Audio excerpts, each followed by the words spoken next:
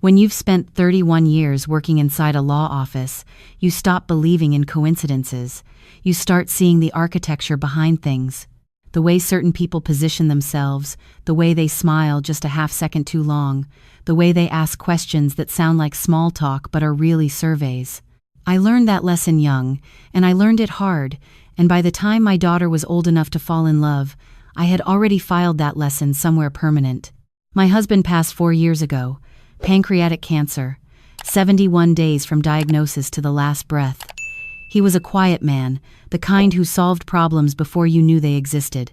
He left me the house, the savings, and a life insurance policy that paid out $1.8 million. I did not put that number on a billboard. I did not mention it at church. I did not bring it up at the dinner table when my daughter's boyfriend started coming around on Sunday afternoons. I kept it where it belonged, in a folder, in a drawer, behind a lock I was the only one with a key to. My daughter was 34 when she told me she was getting married.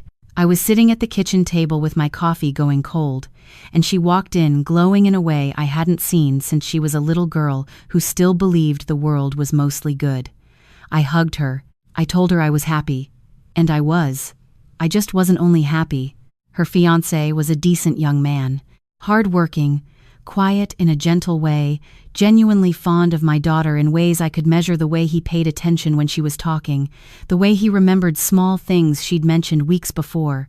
I had no problem with him. My problem wasn't him at all. My problem was his father. I had met his father twice before my daughter ever introduced me to his son.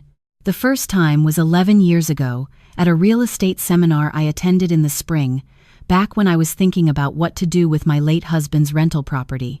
His father was there selling investment packages. High returns, low risk, exclusive opportunity, limited time. Every phrase a red flag for someone who'd spent 3 decades reading contracts. I watched him work the room, and I recognized the architecture immediately. The smile that arrived a half second early. The questions that were surveys. I walked out of that seminar without signing a single thing. The second time was 3 years later. A colleague of mine, a woman I'd worked alongside for 9 years, came into the office one Monday morning, looking like she hadn't slept in a week. She had signed those papers. She had handed him $60,000 from her retirement savings. Most of it was gone inside of 18 months. There was a lawsuit that went nowhere. She never fully recovered, financially or otherwise. I never forgot his face. So when my daughter brought her fiancé home, and I watched his father walk through my front door with a handshake and a smile, I felt something in my chest go very still. Not panic, not anger, just that cold, precise recognition that comes from seeing a pattern repeat itself. He didn't remember me. I was certain of that. I was one face in a seminar room 11 years ago. He moved through the world, collecting faces and forgetting them, because to him, people were transactions, and once a transaction was closed or walked away, it got filed nowhere permanent. I remembered him perfectly. I said nothing to my daughter that evening. I smiled. I passed the bread. I asked his father about his work in the pleasant, vague way people ask about work when they don't care about the answer. He talked about real estate, development opportunities, market timing. I listened the way I used to listen to opposing counsel gathering, not responding. After they left and my daughter was washing dishes, she turned to me with that particular brightness in her eyes and asked what I thought. I told her I thought her fiancé was a good man. She asked what I thought about his father. I said he seemed like a man who knew what he wanted. She laughed and said he was a little intense but harmless. I dried a dish. I said nothing else. That was the first night I stayed up past midnight thinking. Over the next several weeks, I did what I had always done when a problem needed solving. I gathered information quietly. I asked nothing directly. I listened at the edges of conversations. When my daughter mentioned that her future father-in-law had asked her a few times what her mother did for work, I noted it and said nothing.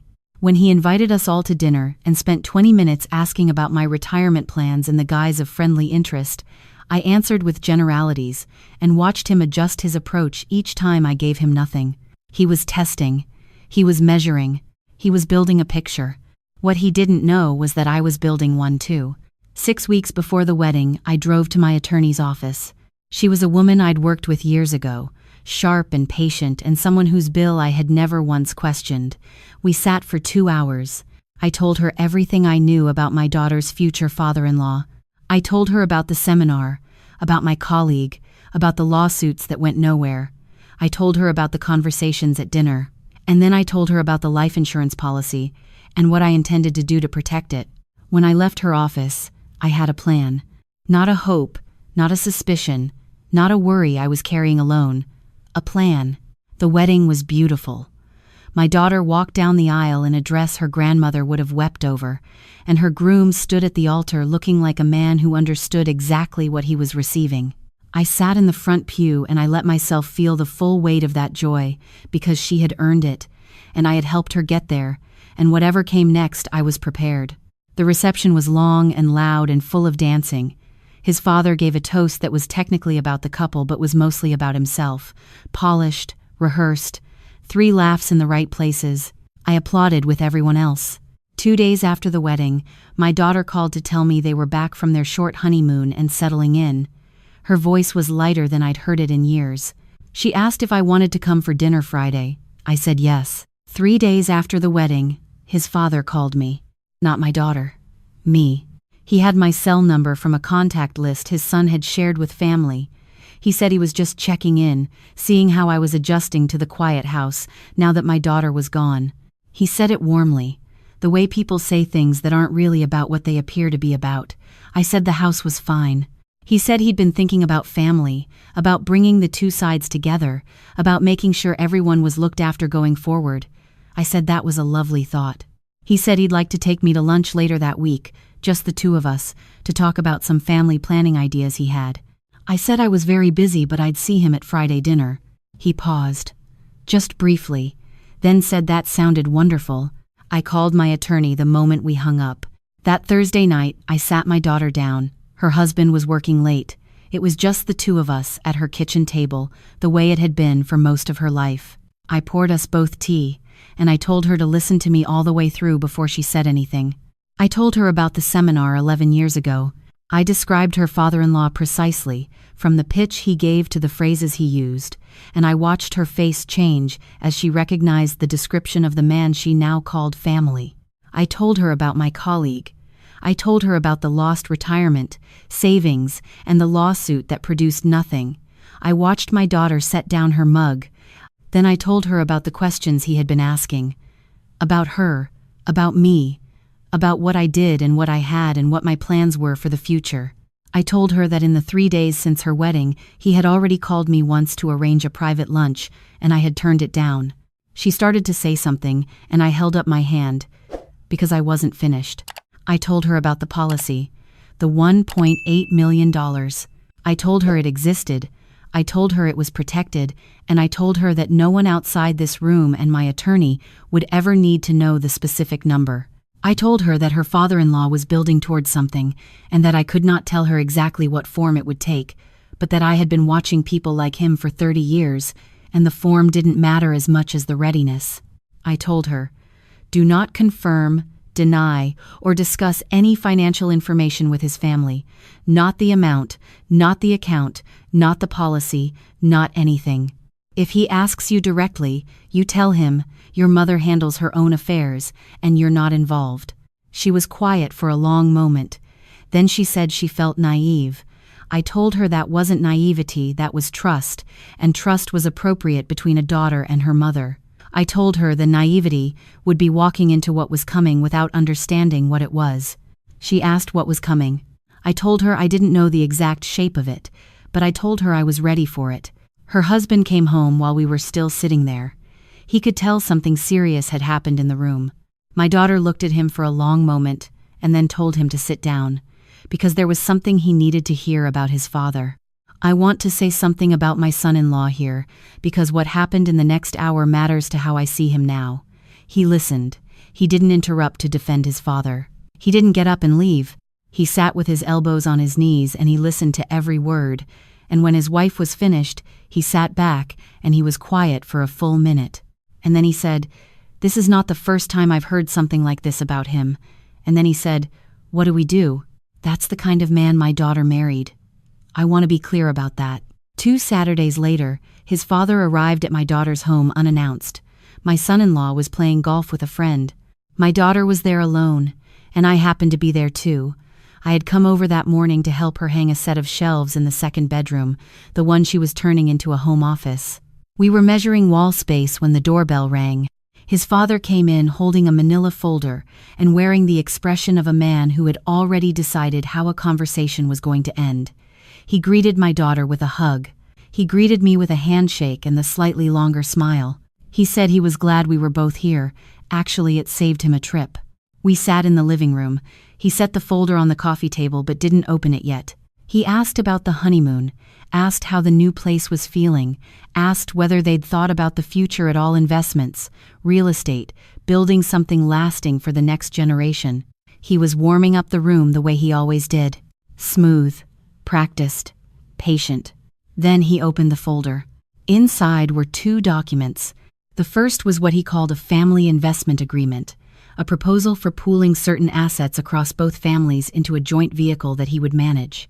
He explained it the way he had explained his packages at that seminar 11 years ago, with the same phrases almost word for word. High confidence, family trust, generational wealth.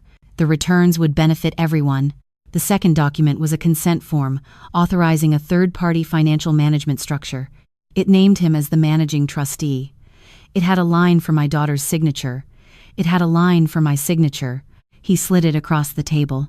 My daughter looked at me. I looked at the document for exactly as long as I needed to in order to confirm what I already knew it was.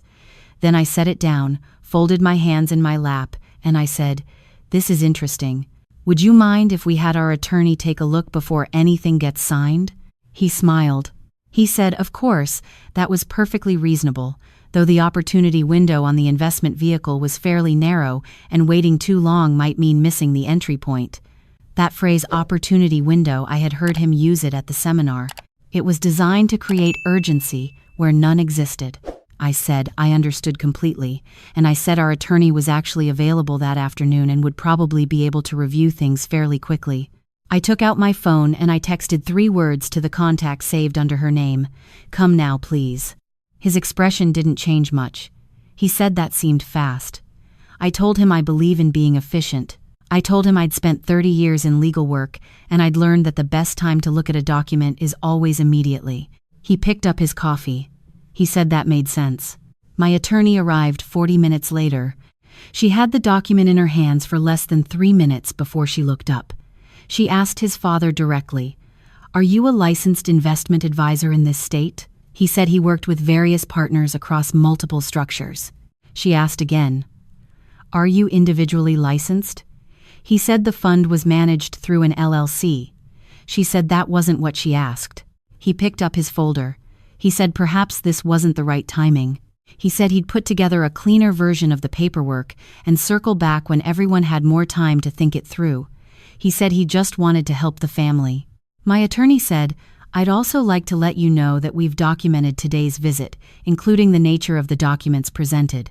If a cleaner version does come back around, we'll document that too." He stood up. He said he appreciated everyone's diligence. He said we were clearly a thorough family. He said we should all have dinner soon. He left. My daughter sat very still after the door closed. Then she said, "He actually came here and tried to do it." I told her yes. She said she thought I was maybe being too cautious. I told her that was fine. Being too cautious costs nothing. Being not cautious enough costs everything. She asked how I had known. Not just that he was capable of it, she had understood that after our conversation weeks earlier. She meant how I had known it would happen so quickly, so directly, in exactly this form. I told her, because he found out somehow that there was something to take. He didn't know the exact amount, but he knew there was a policy. He knew I was a widow. He knew I had retired. He was calculating for months. And men who calculate that carefully move the moment they think the ground is soft right after a wedding, when families are newly blended and everyone is still being polite and no one wants to be the one who starts trouble. She said, "So waiting until after the wedding was part of it?" I said yes.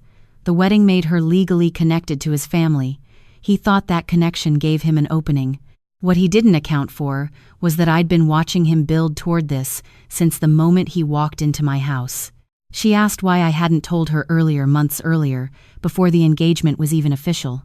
I had thought about how to answer this question many times because I knew she would ask it eventually. I told her the truth, because at that stage, anything I said would have sounded like a mother who didn't want to let go of her daughter. You were in love.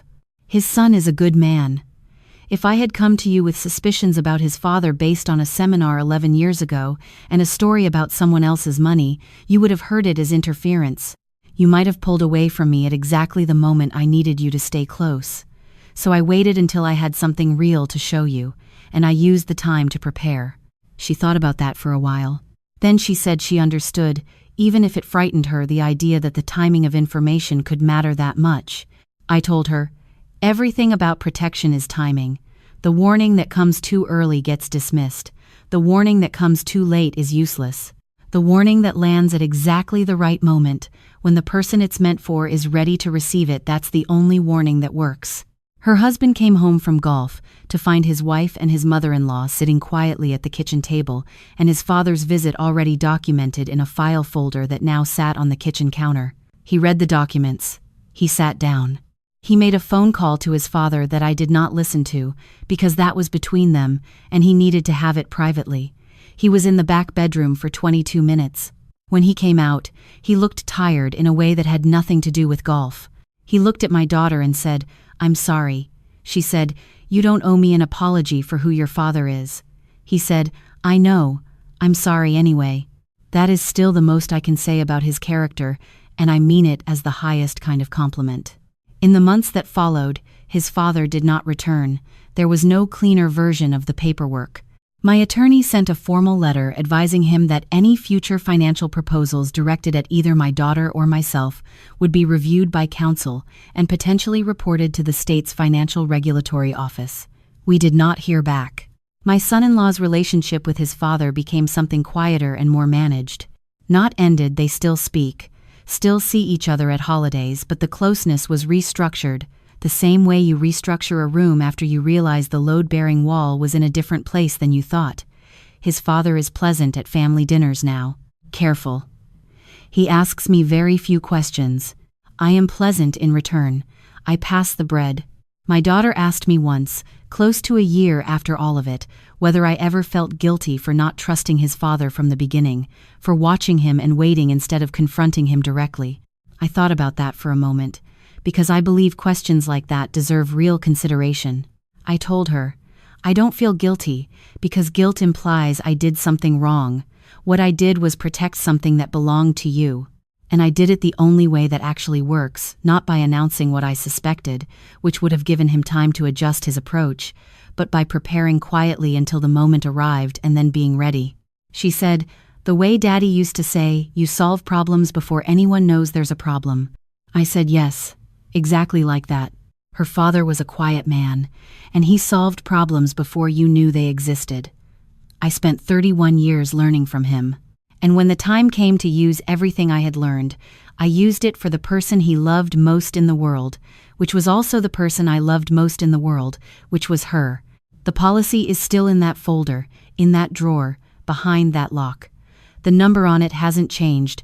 My daughter knows it exists. Her husband knows it exists. His father knows there was something there, but he will never know the shape of it, and the amount is no one's business but mine and eventually my daughter's, when the time comes in the natural way, on my terms, written clearly in documents that no one handed her across a coffee table under time pressure. I tell this story not because the ending is dramatic.